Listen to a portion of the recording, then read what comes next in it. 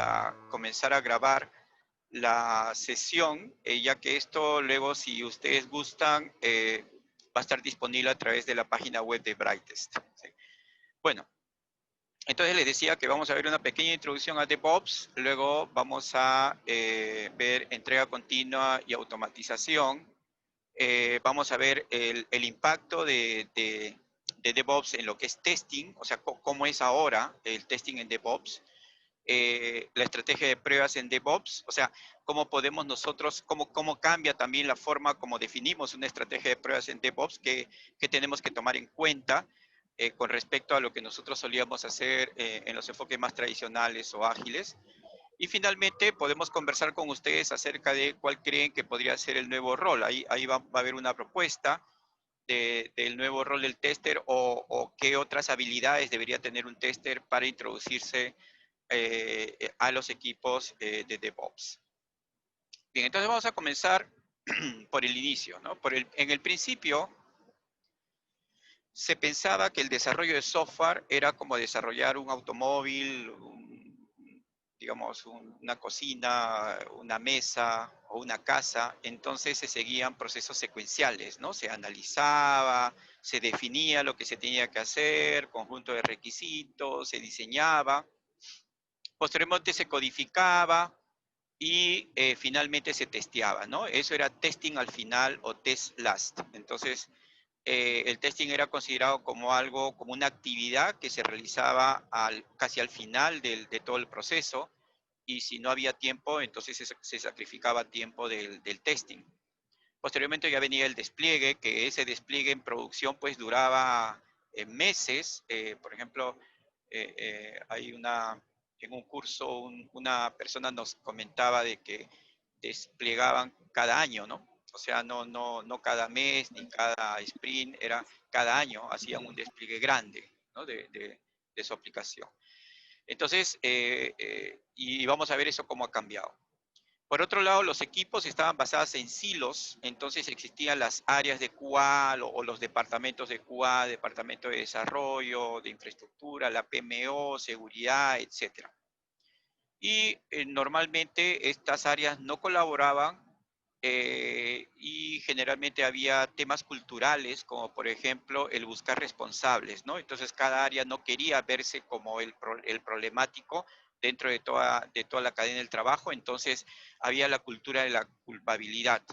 Entonces, no que la culpa es de los de QA, no que la culpa es de desarrollo, no que la culpa es de infraestructura. Entonces, había ese tipo de cultura.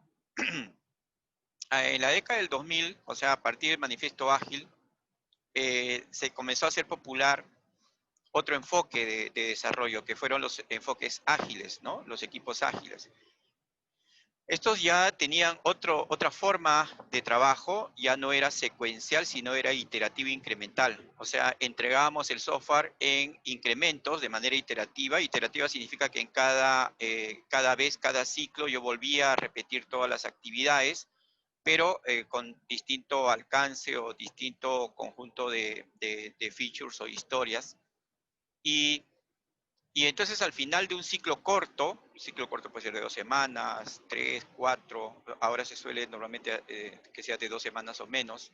Dentro de ese ciclo corto yo entregaba un producto potencialmente liberable a producción, pero era potencialmente liberable a producción, no liberado en producción, que es distinto, ¿no? Estamos hablando del año 2001, 2002, 2003, por ahí, pero el enfoque de los equipos era shift left, o sea, las pruebas no se hacían al final, sino se hacían tempranamente y de manera continua. Todos los días se testeaba. Entonces el tester con el desarrollador de manera colaborativa, con el product owner también en la definición de las historias, ejemplos, criterios de aceptación, trabajaban de manera colaborativa, lo están viendo acá abajo. Ya no había tanta cultura de la culpabilidad porque el equipo tenía un objetivo común que los identificaba como equipo. Entonces trataban de trabajar como equipo y su foco era en la entrega de valor de negocio, ¿sí? Ojo con esto de shift left testing, ¿no? Se refiere a shift left testing, o sea, en el que el testing se desplaza hacia la izquierda, significa que el testing comienza en etapas tempranas y se hace de manera continua, en todos los niveles, los distintos tipos de pruebas. Bueno, probablemente muchos conocemos esto, algunos han trabajado de repente con el modo tradicional, otros con equipos ágiles, pero el problema, así trabajaran con equipos ágiles, era cuando ya queríamos pasar a producción, ¿sí?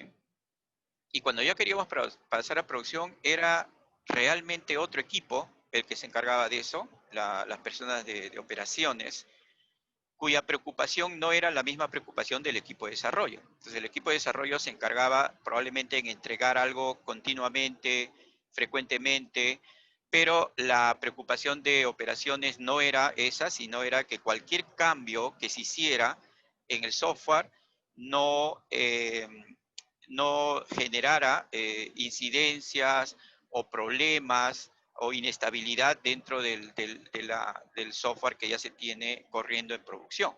Esa era la principal preocupación de operaciones. Entonces, a esta barrera psicológica se le llama el muro de la confusión o barrera de la confusión. Son las distintas perspectivas que tienen los equipos de desarrollo con la gente de operaciones. Uno está pensando en aplicar los cambios que pide el negocio, el usuario, y el otro está pensando más en qué tan estable será esta nueva versión que me van a entregar, puedo confiar, será confiable, se ejecutará de manera adecuada en producción o van a venir las quejas de los usuarios. Entonces hay esa desconfianza porque no había colaboración, trabajan en silos. Este problema existe hasta la actualidad, ¿no es cierto? Por más agilidad que ustedes le pongan a los equipos de desarrollo, les llamen células, les llamen squads, el nombre, le pueden poner el nombre que ustedes gusten, pero el mindset sigue siendo el mismo, ¿sí? Entonces siempre hay este problema en poder eh, tender un puente de comunicación entre desarrollo y operaciones para que se logre el objetivo que quiere la organización. ¿Qué es lo que quiere el negocio? ¿Qué es lo que quiere el negocio? Pueden escribir en el chat si gustan, ¿no? El negocio quiere que se escriban líneas de código, el negocio quiere que se ejecuten las pruebas, el negocio quiere que haya menos bugs, el negocio quiere que el software sea estable en producción. ¿Qué cosa quiere el negocio?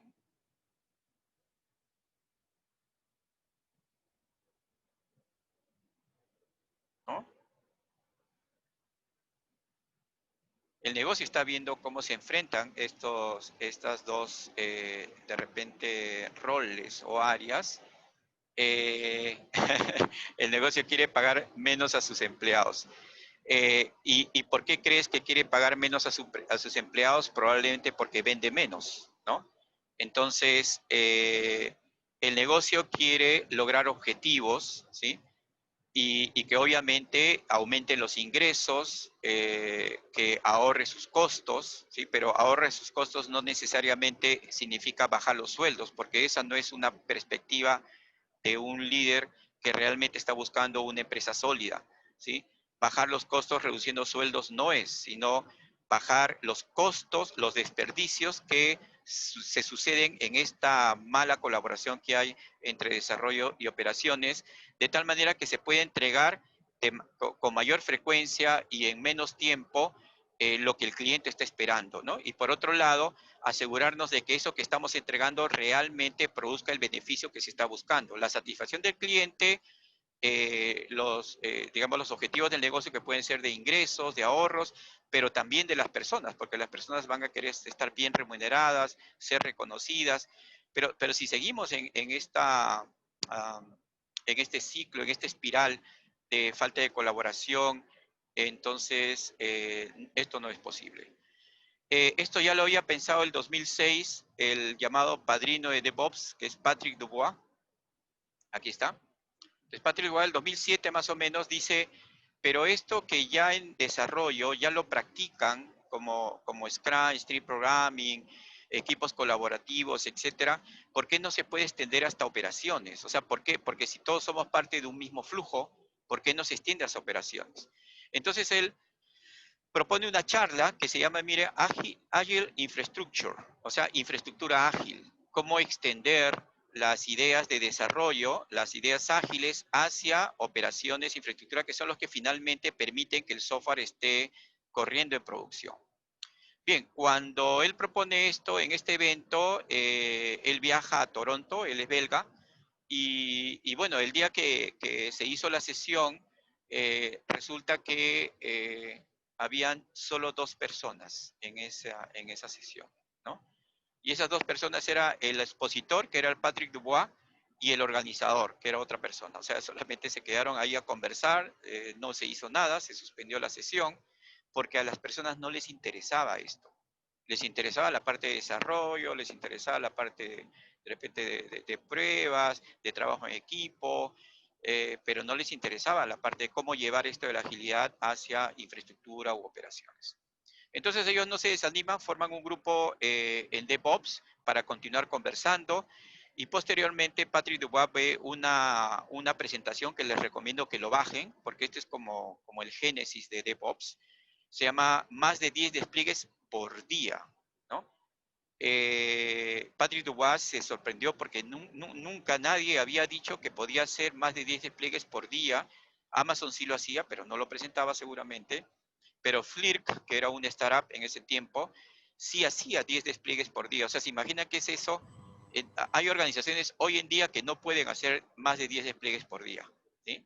Lo hacen cada semana, cada 15 días, etcétera. Pero ellos hacían 10 despliegues, o sea, 10 cambios en producción, ¿sí? Listo para ser usado por los usuarios.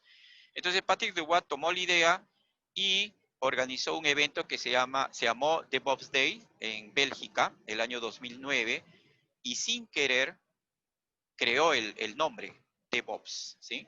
Entonces se creó por accidente, no es algo que él formó una organización, formó un club o un PMI o una organización de estándares, nada por el estilo, fue simplemente un accidente, le puso al evento, le puso DevOps Days, DevOps Day, y ahí se le comenzó a llamar a DevOps, a esto, digamos, que llega a ser un movimiento ahora, que vamos a ver, un movimiento que permite de que nosotros veamos, y ya no solamente la parte de desarrollo, la parte de operaciones, sino todo como un flujo para lograr eh, un mejor rendimiento de TI.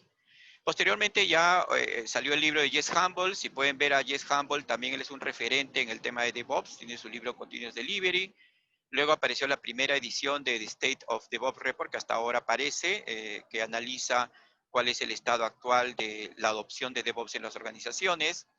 Luego Jim Kim sacó su The Phoenix Project, ahora ha sacado otro que se llama el Proyecto Unicornio, que cuenta los problemas, la problemática que tiene las áreas de TI o la gente de TI en las organizaciones, pero como una novela, ¿no? Este no es un libro técnico, sino es una novela de TI, muy, muy interesante.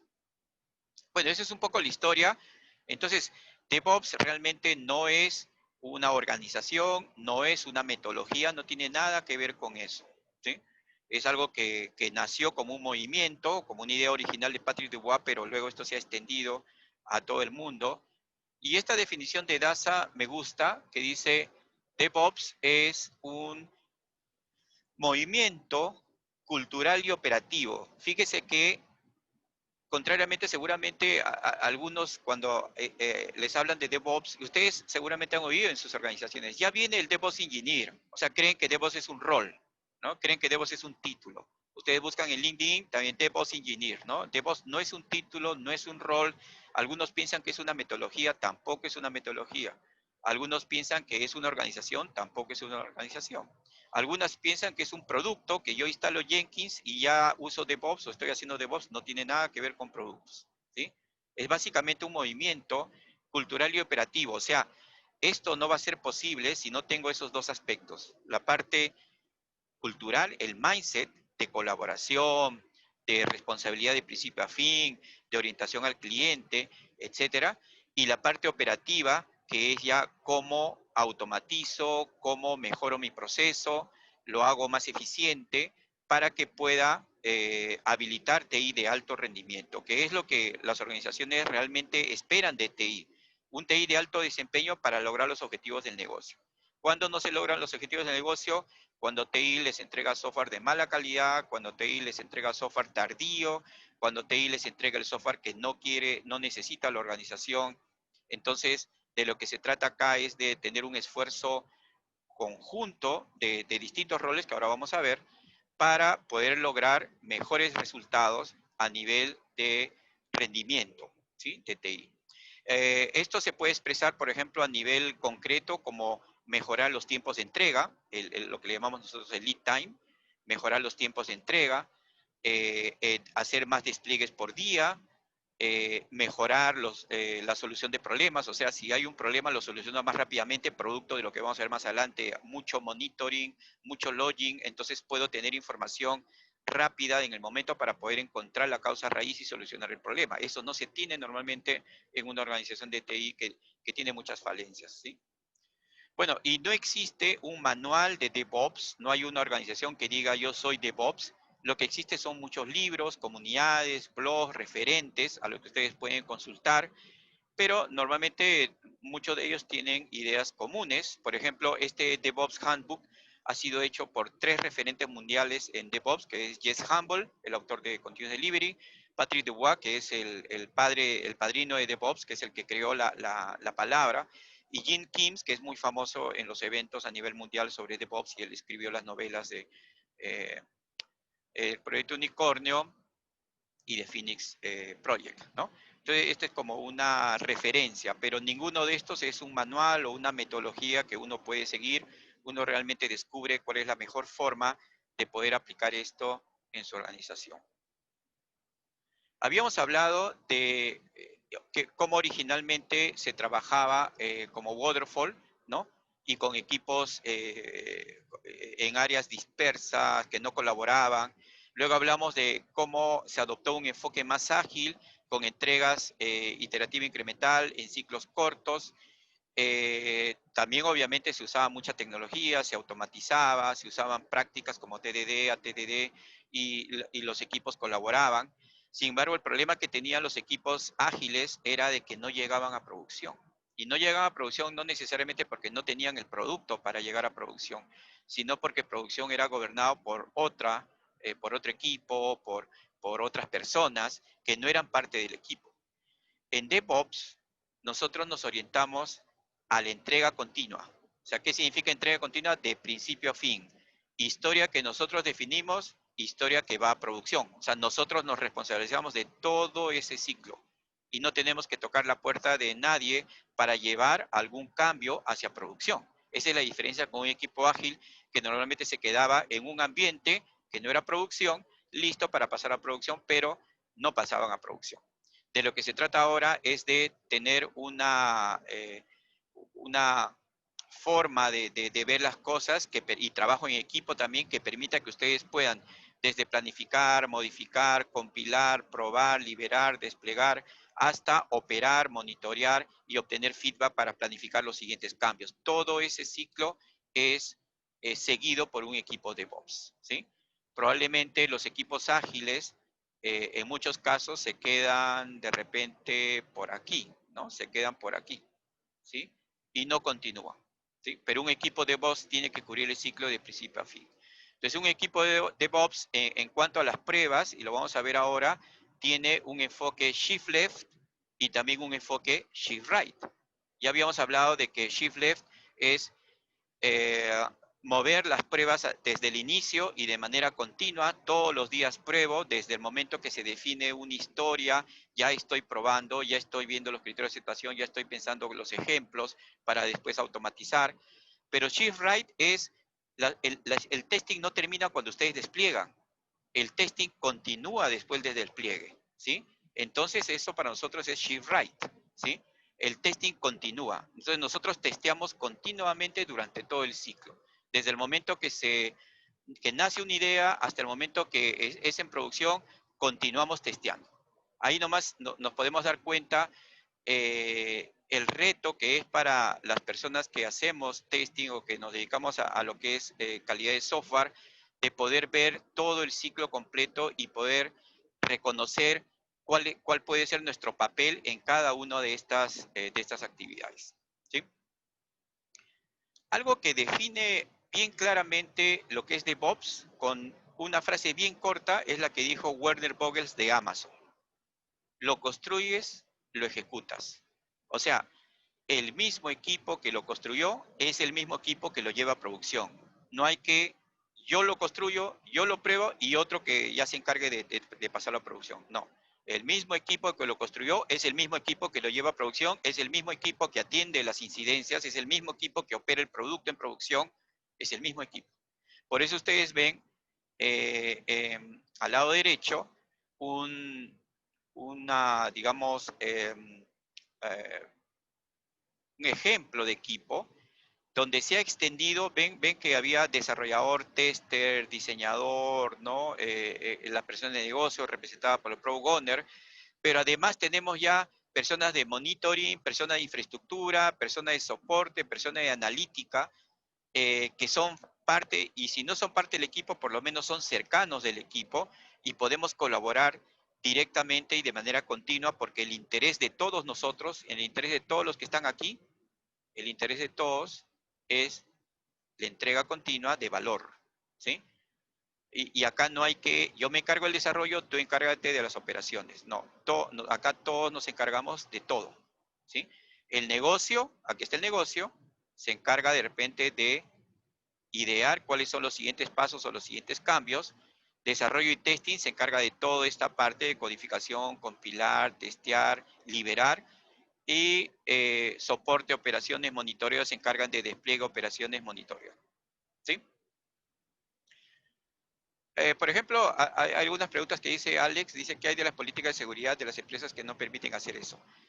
Alex, ni los enfoques ágiles ni DevOps es para todas las organizaciones. Si la organización no está dispuesta a colaborar, entonces no va a lograr esto. Por más que le vendan la idea de DevOps, es una ilusión. Es lo que está sucediendo con muchas organizaciones que han comenzado a trabajar con equipos ágiles, pero siguen con el mismo mindset de, de los equipos tradicionales en silos, ¿no? ¿Dónde funciona esto? Por ejemplo, en organizaciones que tienen áreas de innovación y las áreas de innovación tienen un sandbox, por ejemplo, en el cual les dan todas las facilidades, inclusive infraestructura para experimentar en la nube, y son organizaciones grandes, y luego esas ideas normalmente las van llevando a los demás equipos, ¿sí? Pero si nosotros pensamos que esto va a funcionar con mi core legacy, con mis sistemas que ya tienen 20 años, no, esto no funciona para esos escenarios, ¿sí? Entonces, si tienes políticas estrictas de seguridad, ojo que existe lo que le llaman ahora DevSecOps, que es integrar la seguridad de manera temprana dentro de este ciclo. O sea, uno no va a esperar a que, por ejemplo, de repente las pruebas de seguridad se hagan al final, sino las pruebas de seguridad se están haciendo desde el momento que se está escribiendo código.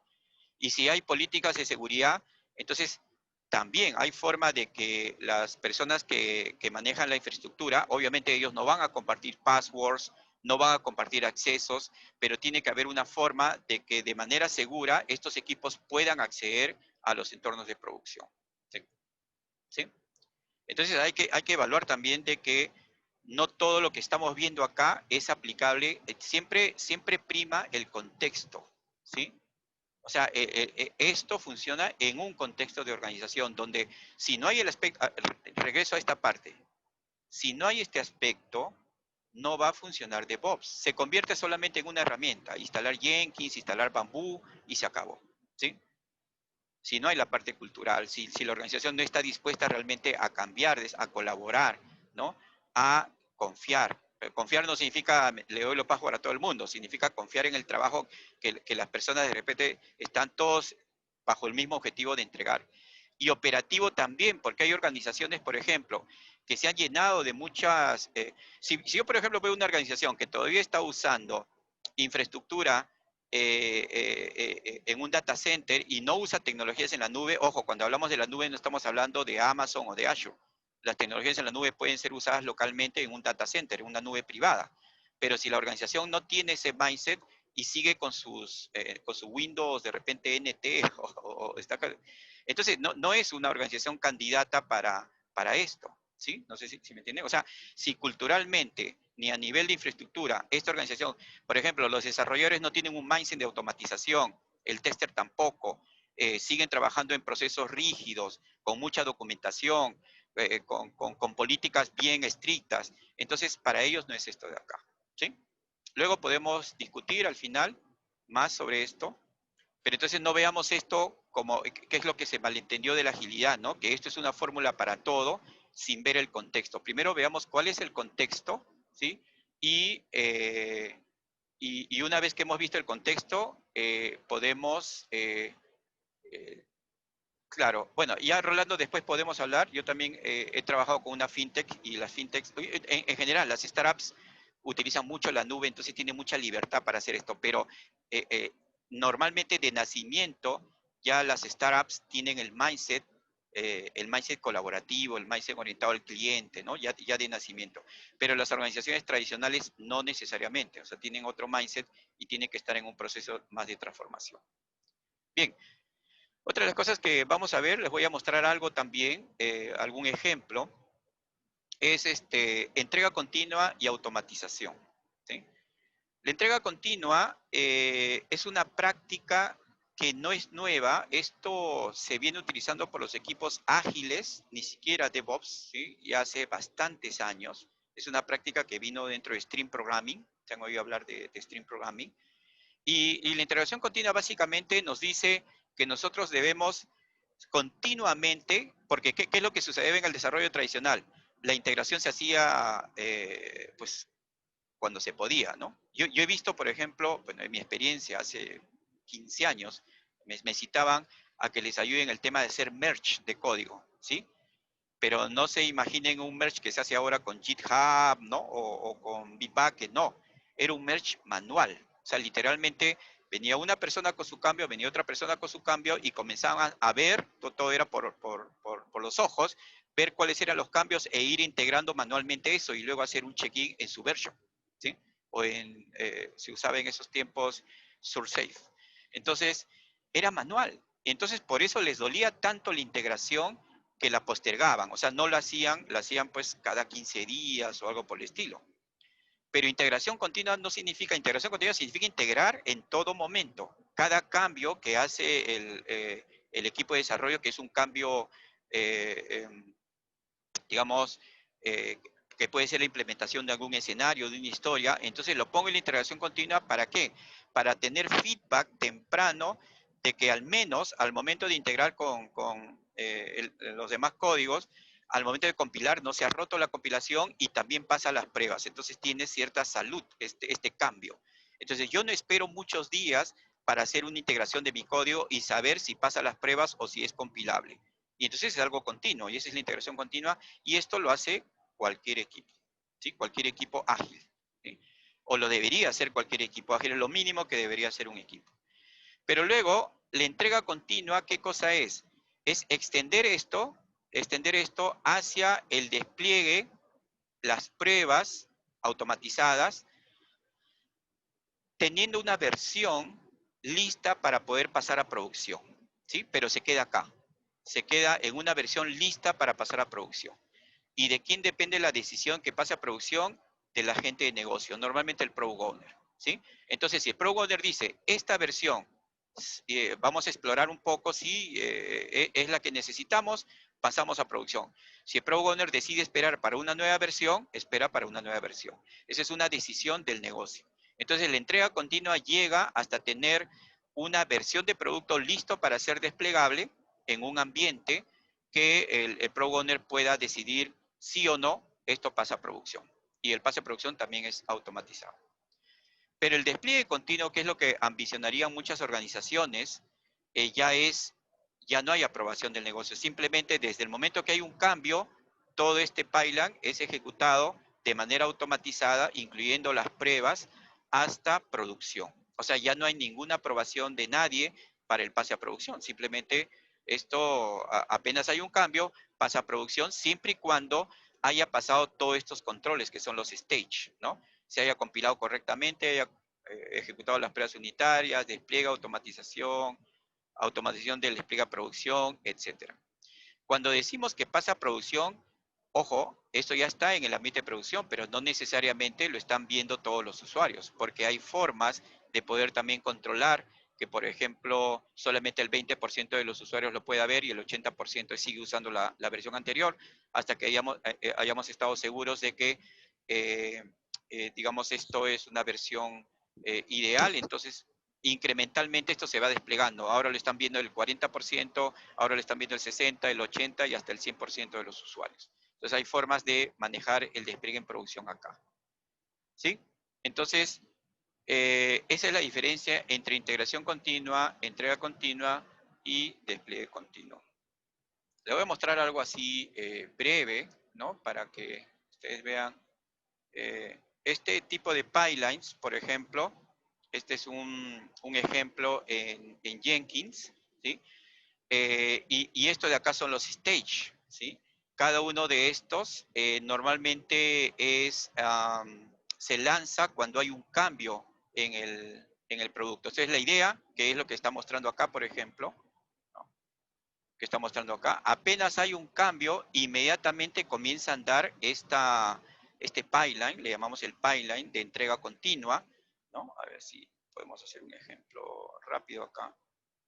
Voy a hacer un cambio, ¿no? Para no entrar al IDE lo hago desde acá. Le voy a poner un comentario nada más, ¿sí? Y vamos a ver aquí, le pongo comente 002, hago este cambio, ¿sí? Automáticamente el controlador de versiones ya se dio cuenta de que yo he hecho un cambio, pero este cambio es local, ¿sí? Entonces voy a confirmar localmente. Y luego ya al hacer push ya lo estoy llevando al control de versiones que está listo, está esperando para que se inicie el pipeline. Entonces este cambio todavía no se ve, pero al momento que hago yo push, entonces esto ya lo estoy llevando, en este caso a GitHub, y en GitHub tiene un disparador, ¿no? Entonces apenas hay un cambio, vamos a ver que en un momento, ya está, ¿no? Ya se dan cuenta que ya comenzó ya se instanció este pipeline y está comenzando a hacer checkout del código, ¿sí? Está comenzando a hacer checkout de código, está haciendo análisis estático del código, está compilando, luego ejecutará pruebas unitarias, cobertura de código, hará la instalación, lo que tenga que instalar. Y esto de acá, por ejemplo, a ver si se lo muestro aquí. Esto que ven que se está ejecutando, también se puede ver como código, ¿sí? Como código. Entonces, es toda esta secuencia, ¿sí? Toda esta secuencia es la que está ejecutando, ¿sí? Y entonces yo defino esto, ¿sí? Obviamente acá hay mucho tema también de automatización, porque para que se ejecuten estas pruebas que se están ejecutando, vamos a ver, aquí estaba.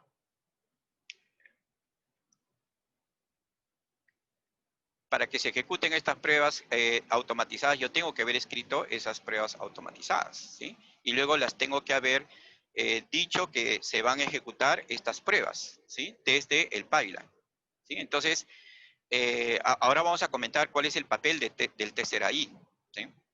Ahora, yo también lo tengo, por ejemplo, en Azure. Este es en Azure. Por ejemplo, en Azure, ustedes tienen, esto por ejemplo es un pipeline de integración continua, ¿sí? Entonces este pipeline de integración continua, apenas hago un cambio, ahorita no lo he hecho, pero apenas hago un cambio, se comienza a ejecutar, ¿sí? Vamos a ver acá.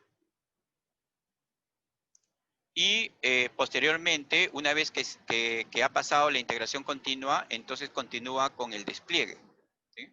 Y este despliegue también se configura, ¿sí? Por ejemplo, aquí podemos ver gráficamente, es que cada herramienta tiene distintas formas, pero al final es lo mismo.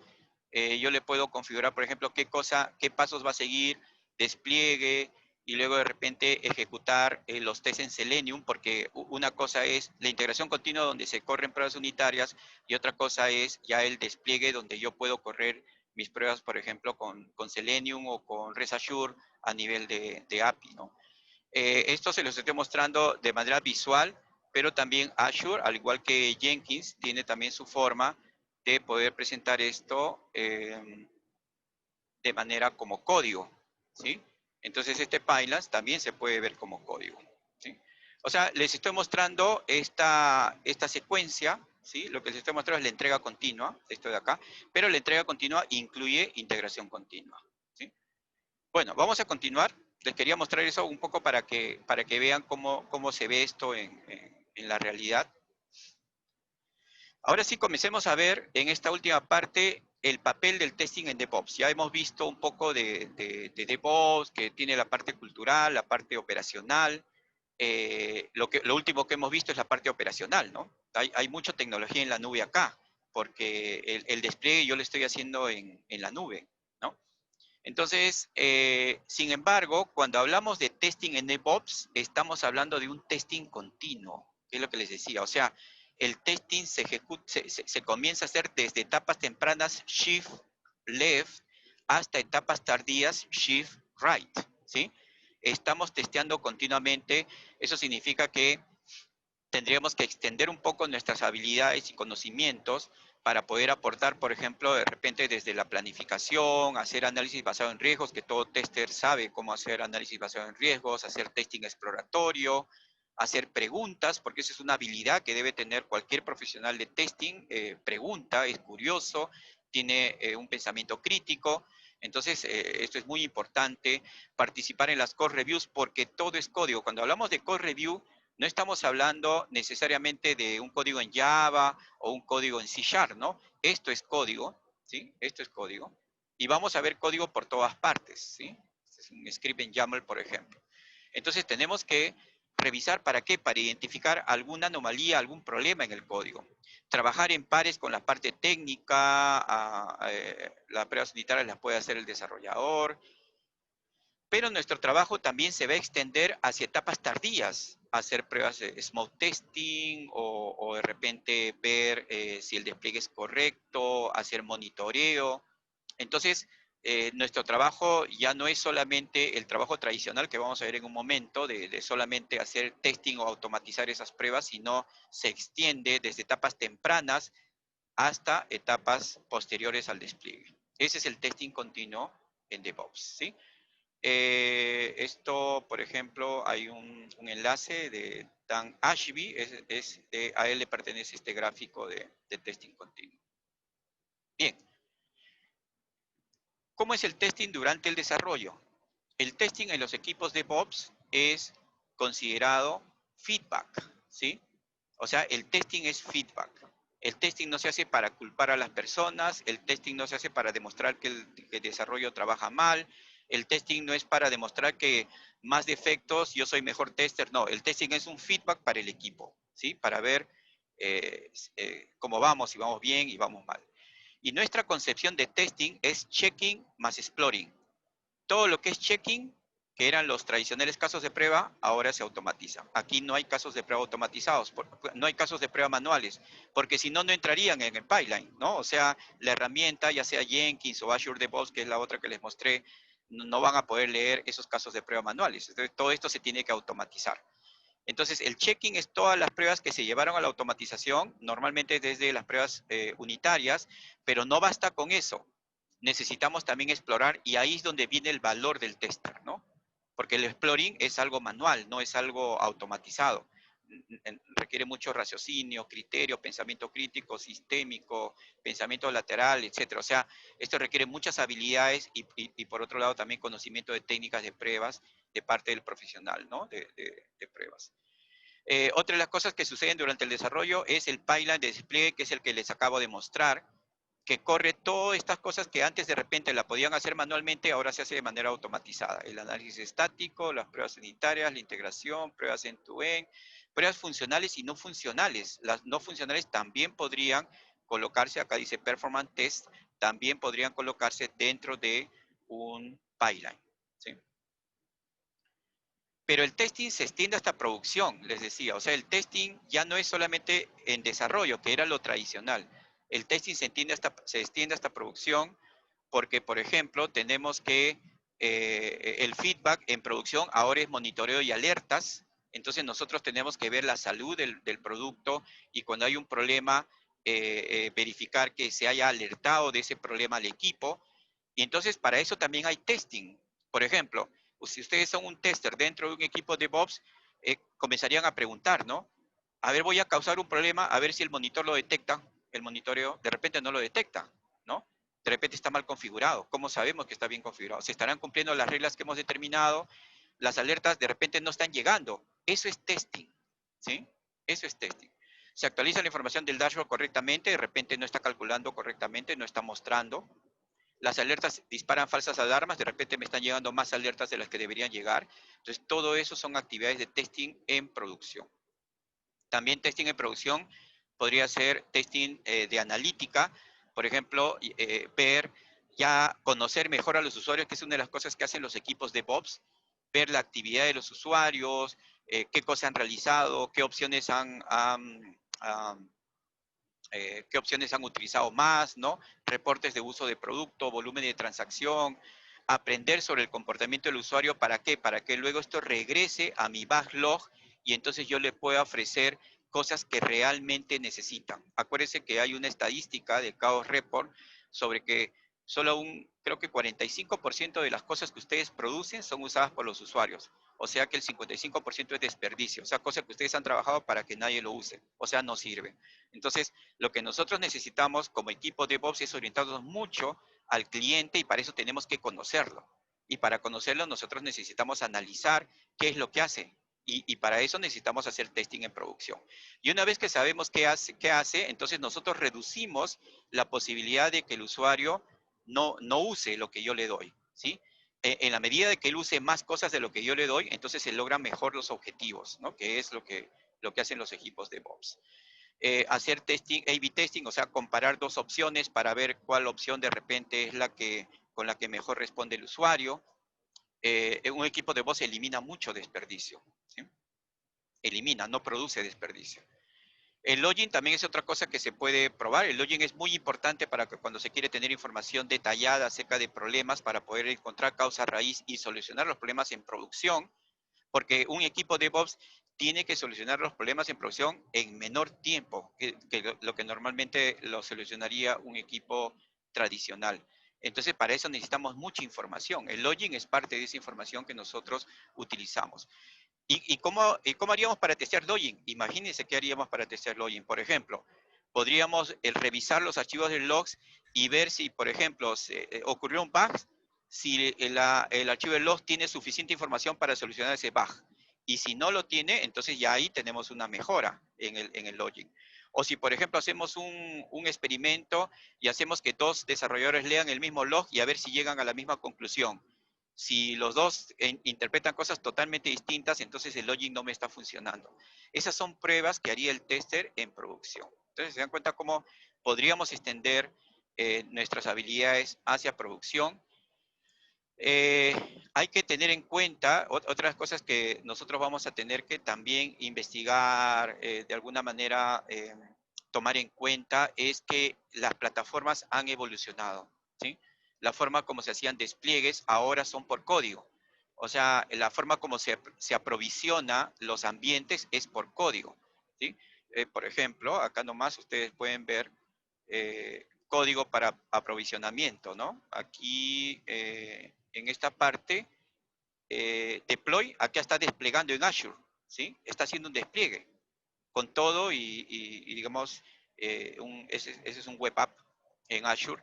Y esto de acá es el artefacto que va a desplegar, ¿sí? Que previamente lo he compilado, lo he construido y ahora lo estoy recogiendo y ahora lo estoy desplegando. Entonces, todo ese despliegue se hace de manera automatizada, ¿sí? Entonces, el aprovisionamiento de máquinas virtuales, de contenedores, y también las versiones de los artefactos que se van a poner en producción se versionan. Entonces, por eso habla acá de gestión de configuración. Hay que tener en cuenta esto, hay que tener en cuenta el uso de contenedores. Se pueden utilizar los contenedores también para armar ambientes de pruebas, por ejemplo. Y también hay que tener en cuenta herramientas en la nube. La nube puede venir en distintos sabores, software as a service, plataforma como servicio o infraestructura como servicio. Por ejemplo, la aplicación esta aplicación, eh, esta aplicación que está desplegando, no está la dirección, pero eso está en Azure, ¿sí? Este es Azure, por ejemplo, Microsoft Azure, está en una dirección y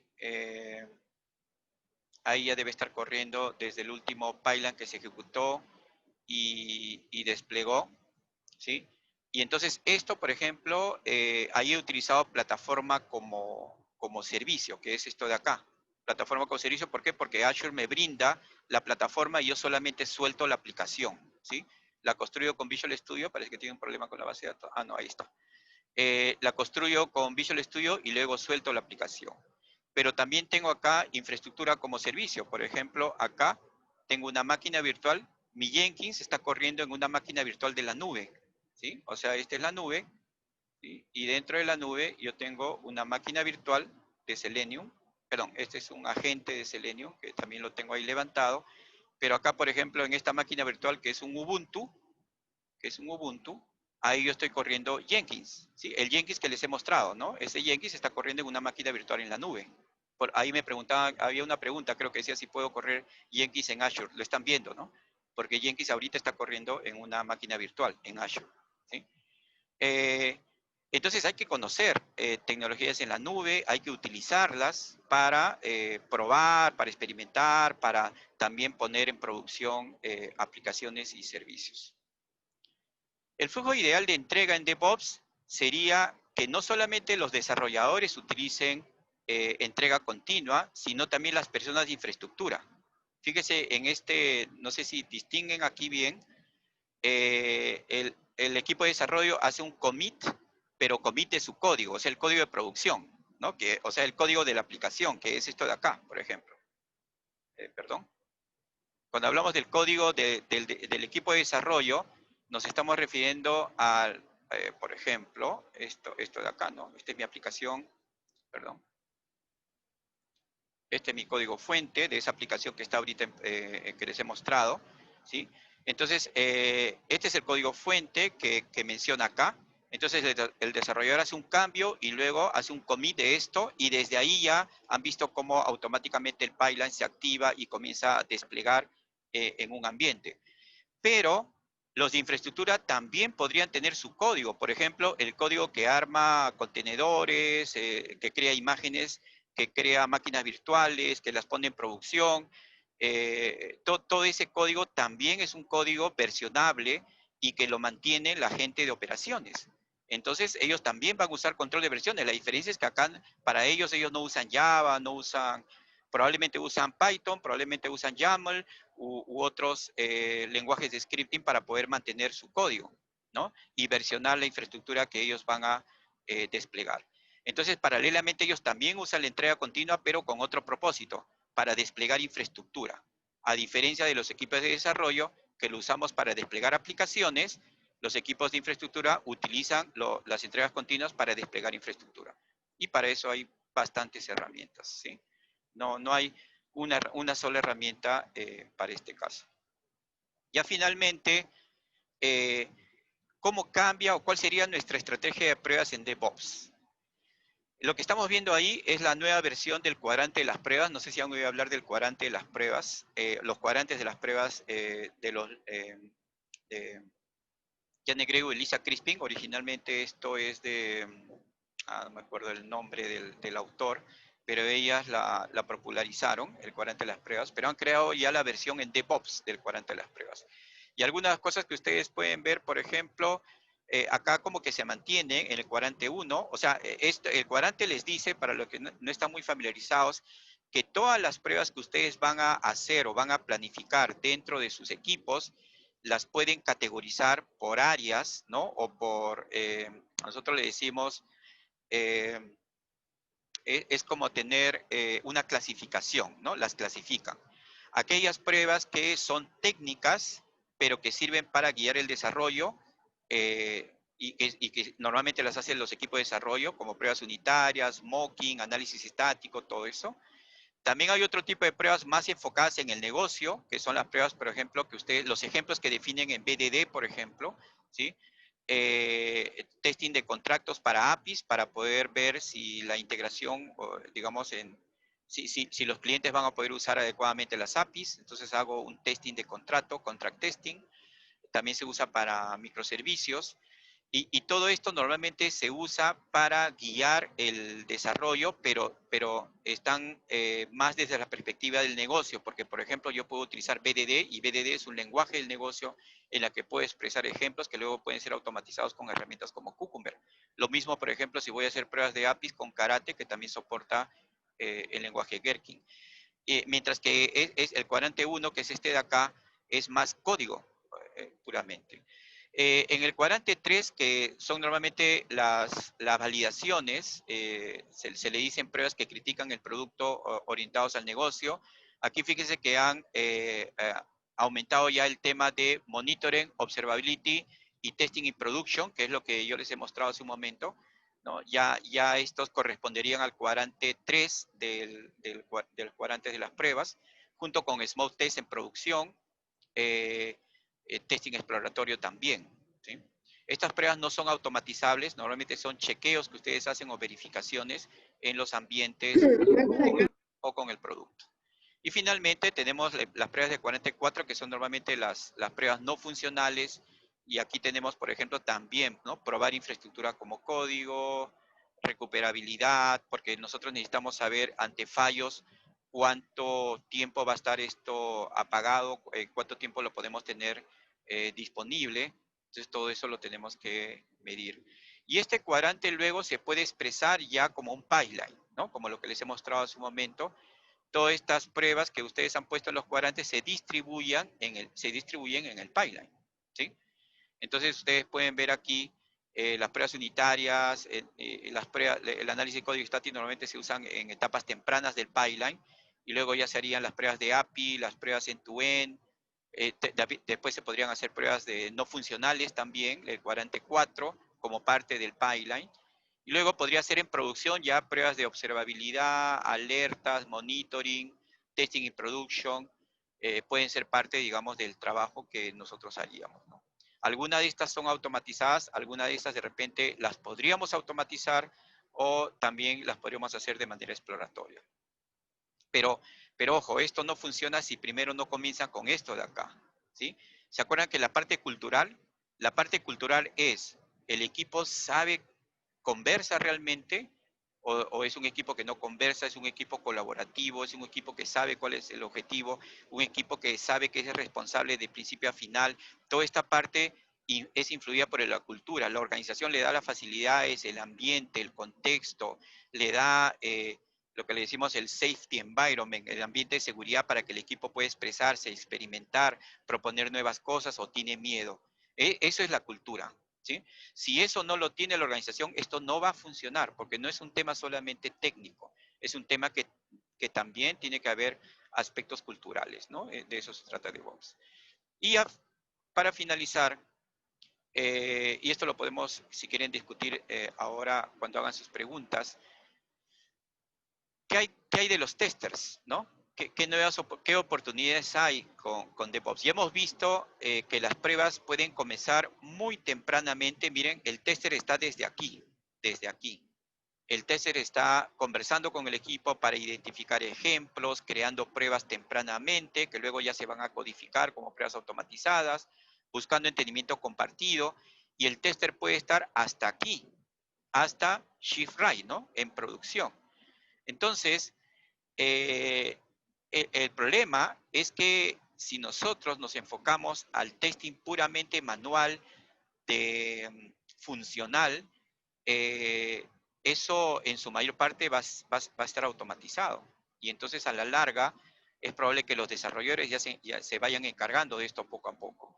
El tester tiene que buscar otras oportunidades. Por ejemplo, esta parte no se puede automatizar, ¿sí? Porque esta parte requiere mucho de experiencia, de conversar con el equipo, de tener actitud, digamos, crítica, de ver lo que otros no ven, ¿no? Esta parte no se puede automatizar. Toda esta parte se va a poder automatizar. Las pruebas que hacen con sus casos de prueba, que las hacían manualmente, sus pruebas de regresión manuales, todo eso se va a automatizar tarde o temprano, ¿sí? Las pruebas no funcionales también se van a automatizar tarde o temprano. Claro que el conocimiento y la experiencia que uno tiene, con eso sí puede aportar en estas pruebas. Pero, ¿qué otras oportunidades tendría? Este tipo de pruebas del testing tradicional, que nosotros normalmente ejecutábamos las pruebas, veíamos el resultado, si pasó o falló, ya se van a automatizar, ya estarían dentro del pipeline, ¿sí? Entonces, por aquí no iría un poco la búsqueda de oportunidades, salvo que trabajáramos con el desarrollador, porque realmente el tester se convertiría en un equipo de DevOps, algo así como el evangelizador, el coach de la calidad en el equipo. Ayuda a los demás a entender la calidad y a mejorar sus pruebas. Ese es el papel del tester. Pero por otro lado, el tester puede extender sus habilidades y dedicarse a encontrar oportunidades de testing ya en producción, como decíamos, conocimiento de los usuarios, temas de monitoreo, de logging, revisar, a ver qué encontramos con el tema del uso del producto para que con eso yo pueda de repente mejorar mis pruebas, con eso yo pueda de repente hablar con el Product Owner y decirle que de repente sería mejor. Hemos identificado este comportamiento de los clientes y le podemos ofrecer estas mejores alternativas. Entonces, lo que estamos diciendo es que el tester está haciendo más un shift right, se está yendo más a la izquierda que permanecer donde estaba, pero también está haciendo un shift left porque está comenzando tempranamente. O sea, en los extremos, en otras palabras, en los extremos estaría la oportunidad, porque la forma como testeamos tradicionalmente en un equipo de DevOps al menos, tiende a ser automatizado. ¿Sí? Y bueno, eso era lo que les quería presentar el día de hoy. Así que estamos aquí con Gaby. Si quieren, tienen preguntas, creo, Gaby, podemos comenzar a conversar. Bueno, aquí sí hay varias preguntas. Sí. Por ejemplo, la primera dice, Freddy Alexander Sierra pregunta, ¿estas pruebas de seguridad se harían a nivel de integración? Las pruebas de Al inicio seguridad, de la charla. claro, las pruebas de seguridad se harían en distintas etapas. Miren, un momentito, por favor. Las pruebas de seguridad se harían aquí, ahí, como análisis estático, verías aspectos de seguridad, y las pruebas de seguridad también las harías acá. Penetration testing, ya son las pruebas sobre el producto en sí. ¿Sí? Entonces las puedes hacer en distintos aspectos del pipeline, pero ambos estarían automatizados. Bueno, hay otra pregunta eh, que dice, si hay una sola persona de QA para un proyecto mediano, ¿el DevOps será funcional? A ver, si trabajas en un equipo DevOps, o sea, si trabajas, porque puede que no trabajes en un equipo DevOps, ¿no? Si trabajas en un equipo DevOps, eres parte de un equipo multidisciplinario que tiene muchas habilidades, todas las necesarias para llegar a producción. Puede que sea un solo tester, de acuerdo, ¿no? Pero la idea del tester no es que el tester se encargue de todas las pruebas, sino que distribuya las pruebas a lo largo de cada uno de ellos, cada uno de los demás miembros del equipo pueda, por ejemplo, el desarrollador hacer pruebas unitarias, pruebas estáticas, análisis estático, con las pruebas de repente de exploratorias le podría ayudar otra persona. Entonces, de tal manera que el tester no siga siendo visto como un cuello de botella. En un equipo de DevOps, el tester ya no es un cuello de botella, porque la responsabilidad es de todo el equipo. No sé si te respondí o quieres hacer una repregunta, la puedes hacer con todo gusto a Gaby. Bueno, hay más preguntas. Dice, ¿las pruebas automatizadas es a nivel funcional front-end? Ah, ya. A nivel funcional es front-end y back-end, ¿no? ¿Por qué? Porque yo podría tener acá, por ejemplo, yo tengo acá front-end, pero yo en el pipeline que yo les mostré hace un momento, solamente tenía pruebas en Selenium. Aquí estas pruebas en System Test, que dice System Test, son pruebas en Selenium. Pero acá le podríamos introducir un stage para que haga pruebas del backend, por ejemplo, haciendo pruebas de APIs, ¿no? Entonces, todas esas se van incluyendo dentro del pipeline, como un stage más. ¿Sí? Bueno, aquí dice Polo Sánchez, excelente la plática. ¿Tienes algún tipo demo en un repositorio o algo parecido de cómo integrar todas las herramientas que se mostraron? Eh, mm, en realidad no tengo, ahí sí es eh, o sea, no tengo un repositorio, un tutorial, ¿no? No tengo un tutorial donde les diga paso a paso, que de hecho sí existen, o sea, ustedes pueden buscar en YouTube, ¿no? Y pueden encontrar paso a paso cómo armar un pipeline, por ejemplo, en Jenkins, pero no, particularmente no tengo un tutorial, todavía no lo he publicado. Pero sí estamos en planes de eso. Mm, Dice, dice Andy Gómez, no tengo experiencia en código. ¿Qué temas y herramientas me recomiendas para ir desarrollando un pipeline automatizado? Mira,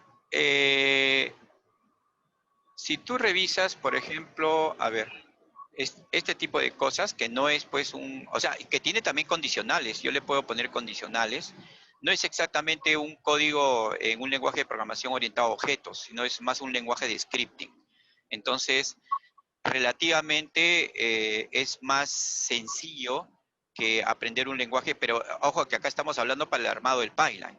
Pero si nosotros queremos ejecutar pruebas, por ejemplo, en Selenium, sí vamos a tener que aprender algún lenguaje de programación, ¿no? Por ejemplo, acá, bueno, sí, o sea, para las pruebas de Selenium, de Rest Assured, sí.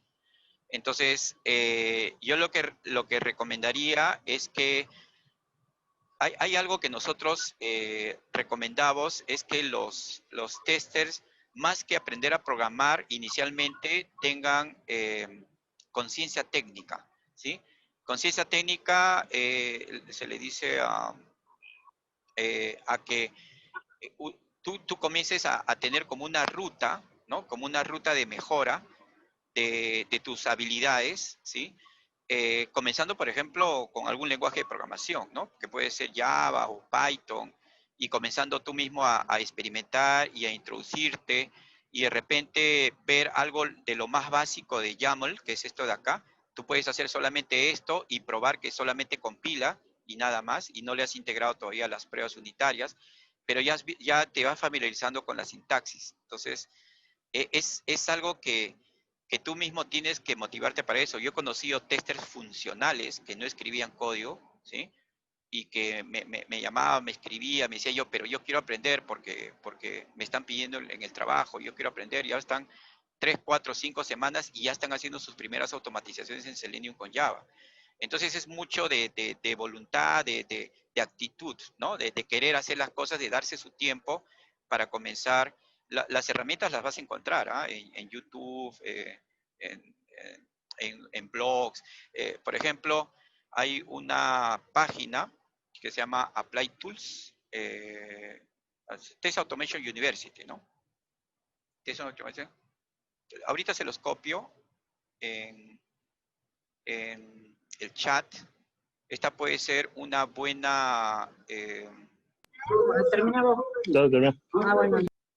esta puede ser una opción para comenzar, pero también hay una página que es la página, la he compartido, que es la página de Lisa Crispin. Todos estos tienen tutoriales gratuitos, ¿no? Que es la parte de DevOps Testing o Testing in DevOps de Lisa Crispin, que es también una organización. También tiene tutoriales, cursos gratuitos. A ver, aquí, testingindevOps.org, ¿sí? Aquí también van a poder encontrar, ya esto está más orientado a DevOps, entonces ahí vas a encontrar mucho de automatización desde lo más básico, ¿sí? Hasta aspectos más avanzados, ¿sí? Entonces yo creo que con esos dos recursos, acá por ejemplo, ustedes pueden buscar, ahí, un momentito, vamos a ver si está la comunidad. Por ahí hay un enlace a la DevTestOps Community, se llama, ¿sí? Y ahí pueden encontrar ideas, técnicas, recursos, creo que también hay cursos que les podría servir a ustedes para comenzar también el tema de testing en DevOps. Esta comunidad la ha formado Lisa Crispin justamente con el objetivo de introducir a los testers en los equipos de DevOps, ¿no? Acá pueden, muchas de las cosas que les he dicho y más, las van a encontrar en esa página, ¿no? la última que les he compartido. Bueno, acá tenemos varias preguntas más. Sí. Dice, por ejemplo, para la automatización de pruebas es conveniente tener en cuenta la pirámide de automatización, teniendo claro empujar las pruebas hacia niveles más unitarios. Sí, solamente que la pirámide como tal solamente veía temas de pruebas, ¿sí? Solamente temas de pruebas. La pirámide está representada aquí, ¿ah? Y también en este cuadrante, o sea, acá también. La pirámide está aquí. Ahí está la pirámide, ¿sí? Ahí está la pirámide. Pero lo que no tiene la pirámide normalmente es las pruebas no funcionales, que las ven acá. Las pruebas no funcionales, no las tiene la pirámide. Y tampoco tiene estas pruebas, que son las pruebas de monitoring, las pruebas de analítica. Entonces, algunos le llaman el reloj de arena, ¿no? Por ahí busca en internet, no tengo el enlace, pero llaman el reloj de arena, que es la pirámide que está acá, pero en la parte superior están todas las otras pruebas que debe hacer el tester en producción, ¿sí? Que son los equivalentes de la pirámide. La suma de estos dos es todo esto que estás viendo acá, ¿no? Más las no funcionales. Entonces la pirámide te puede ayudar para una parte y también para tener, digamos, ese, ese enfoque de hacer las pruebas desde el inicio, pero no es suficiente para cuando tú vas a hacer pruebas en DevOps. Bueno, hay varias preguntas más. Dice, ¿dónde podemos aprender a armar pruebas en Azure para añadirlo en un pipeline? Ah, ya. En esta página, un momentito, a ver. Ahorita les comparto. ¿Sí? Entonces, me agarraron desprevenido con los enlaces que no los tenía, pero ahorita se los comparto. Lo bueno que tiene Azure es que está lleno de muchos ejemplos, lleno de muchos ejemplos que ustedes podrían utilizar casi desde cero. Lo que pasa es que sí tendrían que tener su cuenta su cuenta de Azure, ¿no? Pero pueden tener, es gratuito hasta cierto límite y de ahí, a ver, sí. A ver, por ejemplo, aquí va uno. Esto, luego, ¿qué más? Hay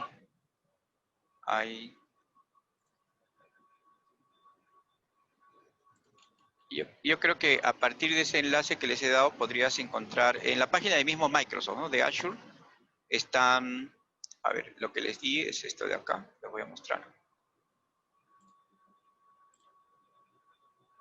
Ah, perdón, esto no es. Esta es la información de... No sé, déjeme ir buscando mientras vemos las preguntas, ¿sí? Y ahora les comparto en el chat. ¿Sí? Bueno, hay otra pregunta que dice, muchas gracias por la charla, he visto organizaciones con la voluntad de trabajar bajo estos métodos, pero ¿cómo hacer para tener entregables que satisfagan un mínimo viable para el negocio? Muchas veces se instalan muchas piezas que no son funcionales como para que ellos las usen y esto genera ansiedad en el negocio. ¿Cuál es ahí? ¿Me podrías por favor repetir, Gaby? Dice, ¿cómo hacer para tener entregables que satisfagan un mínimo viable para el negocio? Básicamente. Ya. Lo que pasa es que aquí, si nos vamos por aquí, el mínimo viable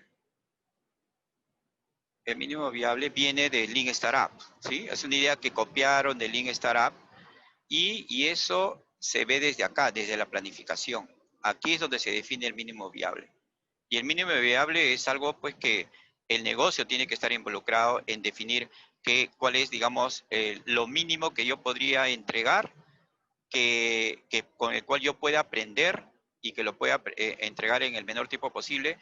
Hoy en día esto se ha desvirtuado, porque por ejemplo, si ustedes leen el libro de Lean Startup de Eric Rice, un mínimo viable, por ejemplo, lo que usó Dropbox era una sola página web y nada más. ¿Por qué? Porque en esa página ni siquiera había producto, no había nada del producto Dropbox. En esa página ellos solamente pusieron que las características que iba a tener Dropbox y si uno estaba interesado se registraba. Y de acuerdo a la cantidad de registros que ellos obtenían, medían el interés, entonces ellos podían recién pensar en liberar una primera versión, que sería en este caso el MVP. Pero para ellos el mínimo producto viable fue prácticamente un landscape, ¿no? Que no era un producto en sí, sino era algo que, que era solamente para capturar atención. Algunos también hacen, imagínense un mínimo producto viable, que es una aplicación para venta de tickets y detrás de la aplicación hay mucha gente que está haciendo las cosas manualmente. Entonces un producto mínimo viable no necesariamente es algo que tiene que estar totalmente automatizado, sino es algo que lo que les he mostrado se llama en Lean Startup, tiene un nombre ahí, en el cual, digamos, no necesariamente el producto tiene que estar totalmente automatizado o tener una base de datos, porque detrás, el front-end del MVP para los clientes es una aplicación, pero quienes están detrás, por ejemplo, imagínense que sea una aplicación para que puedan ustedes pedir comida, ¿no? Delivery. Entonces el MVP podría ser una página web en la que la gente hace el delivery y detrás están atendiendo gente manualmente, que manualmente llama por teléfono al restaurante y hace las coordinaciones y todo eso. O sea, no es que es una aplicación que ustedes hacen el pedido y esa aplicación se conecta mediante un servicio y todo es de manera automatizada. Entonces, no hay un criterio común. Yo te recomendaría que leas el libro de Eric Rice, que te va a dar la idea original de lo que es un MVP. Las organizaciones ahora se han ido por otro lado y han creado otros nombres, mínimo producto marketeable, mínimo feature posible, etcétera, etcétera, ¿no? Entonces, eso, el MVP le corresponde al negocio y el objetivo es tener una versión para aprender en el menor tiempo posible al menor costo, ¿no? Ese es el concepto de un MVP. Bueno, tenemos varias preguntas más. Dice, en la automatización del deploy, ¿se puede automatizar las pruebas funcionales con Selenium? ¿Se podría automatizar las pruebas no funcionales con, no sé si mi pronunciación es correcta, JMeter, dentro del deploy automatizado? Así es, sí. O sea, tú puedes usar, hay herramientas para eso, ¿no? Hay Taurus, por ejemplo, con JMeter para la parte de pruebas no funcionales. En el caso de Selenium, sí lo puedes aplicar, pero si es un ambiente de entrega continua, te conviene utilizar lo que le llamamos este, hacer unas pruebas sin interfaz, ¿no? O sea, al momento de ejecutar, que no levante el navegador, porque si no, digamos, la performance se te viene abajo, ¿sí? Entonces, puedes usar Phantom JS, puedes usar el mismo Chrome digamos, sin cabecera, le decimos, headless, ¿no? O sea, tienes que buscar sobre headless testing, ¿no? Con Selenium, sin cabecera. Cuando vas a usar un entorno de integración, de entrega continua real.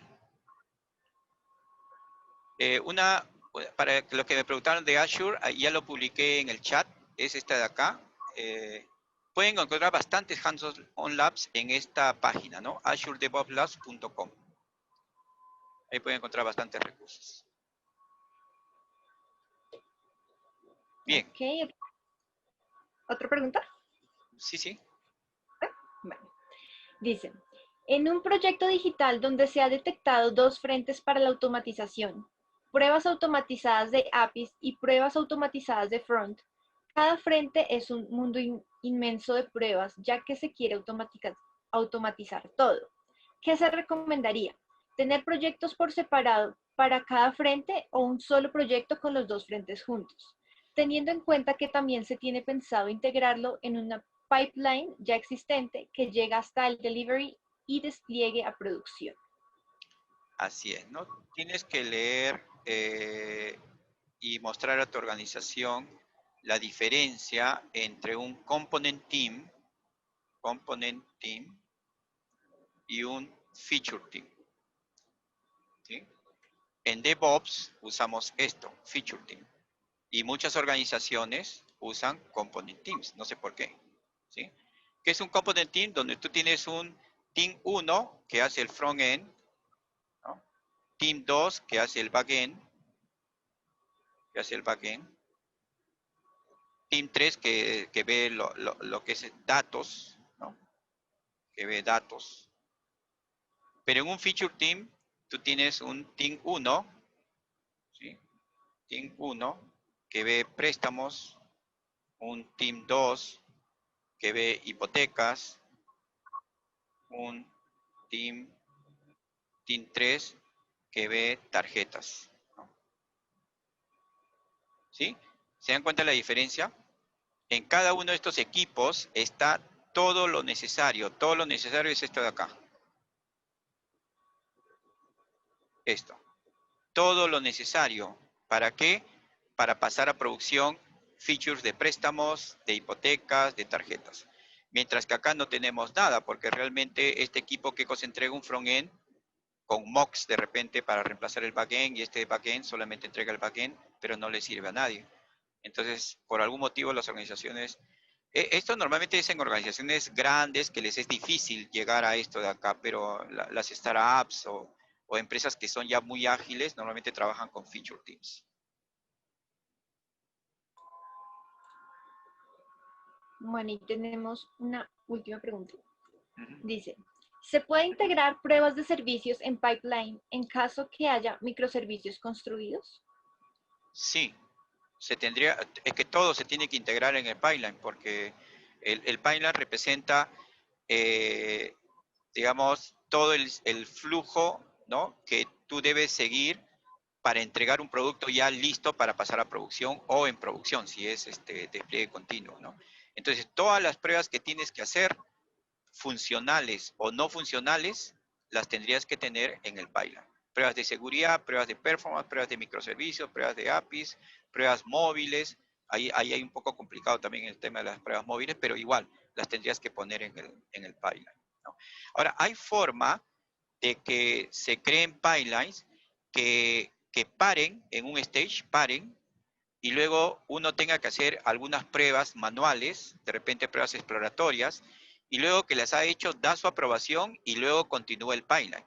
Eso ya es un tema de cómo diseñan su pipeline, ¿no? Cuando tienen un paso dentro del pipeline que debe ser estrictamente manual. Pero en general, todos los pasos del pipeline son normalmente automatizados.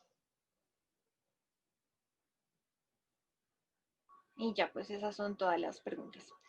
Bueno, Bueno, no sé, Gaby, si quieres dar unas palabras finales. Por mi parte, les agradezco haber estado acá y espero que la información que tenemos acá les sirva. El video lo van a tener en la página de Brightech si lo quieren repasar. Y bueno, encantado y hasta otra oportunidad. Gaby, no sé si das las Bueno, yo palabras también les finales. quiero agradecer. También les quiero agradecer, pues en este momento hay 74 personas conectadas, entonces muchas gracias por asistir. Y pues bueno, les quería decir que si tienen alguna duda o necesitan alguna asesoría con respecto a las certificaciones que ofrece Brightest, nos pueden escribir a info@brightest.org, o si es con respecto a los cursos de capacitación de los exámenes, también está pues el correo de Qualisense, que es info@qualisense.com. Y bueno, si desean repetir esta charla o, o quieren ver las anteriores que ya hemos hecho, pues Brightest, también la pueden encontrar más o menos en 2 días en la página web. No sé si no quiera agregar algo más. Bueno, creo que eso es todo. Gracias. Gracias, Gaby. Gracias a todos por su presencia el día de hoy. Muchas gracias.